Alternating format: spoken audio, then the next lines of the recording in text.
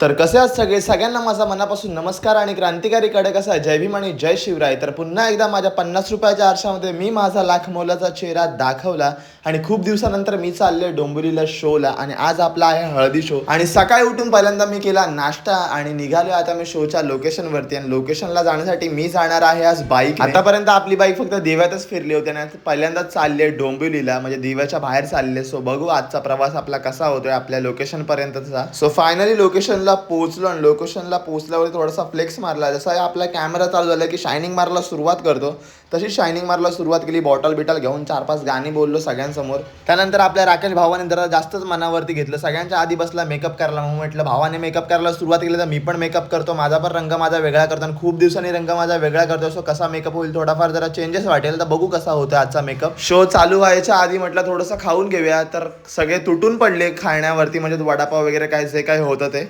So finally झालोय ready मी आजच्या show साठी. बघूया आता आज कसं मचवतो आपण स्टेजवरती. सो फर्स्ट परफॉर्मन्स आमचा स्टार्ट झाला आणि चौघांनी मिळून पूर्ण स्टेजवरती आग लावून टाकली फर्स्ट परफॉर्मन्सलाच फुल फाडू. आणि त्यानंतर वेळ होती माझ्या सोलो परफॉर्मन्सची आणि सोलो परफॉर्मन्स सुद्धा मी केला फुल एनर्जीमध्ये. सो आपला परफॉर्मन्स झाल्यानंतर सुद्धा तिथल्या पब्लिकची रिॲक्शन अशी होती की भाई तुझा परफॉर्मन्स खूप छान होता, तुझी एनर्जी खूप छान होती.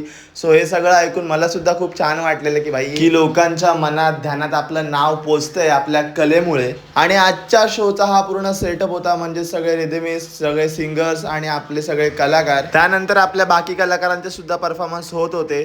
पण भाई इतकं गरम होत होतं ना काय सांगू तुम्हाला. आणि आपल्यासोबत आज आहे एंटरटेनमेंट की दुकान, म्हणजेच आपला राकेश भाऊ. सो राकेश भाऊ सोबत शो करायचं म्हटल्यावरती संपूर्ण शो होईपर्यंत हसतच राहावं लागतं. आणि त्यानंतर सुरुवात झाली पैशाचा पाऊस पडण्याची, म्हणजेच काही लोक असतात जे टिप वगैरे उडवत असतात. त्यानंतर आपले जास्त परफॉर्मन्स नव्हते, म्हणजे सिंगर्स लोकांची गाणी होती. सो मला आला कंटाळा. सो म्हटलं आता भाई जाऊया आपण आणि आपली दुसरी कला पण दाखवूया लोकांना.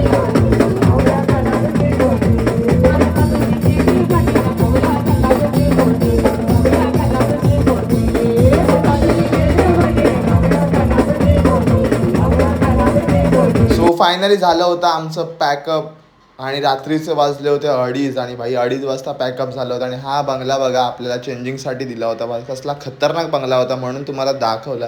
तर आम्हाला वरती रूम दिला होता. सो वरती पाण्याच्या बॉटल घेऊन चालू. त्यानंतर सगळे गेले आपापल्या घरी. मी सोडलं राकेश भावाला स्टेशनला आणि मी सुद्धा निघालो घरी माझ्या.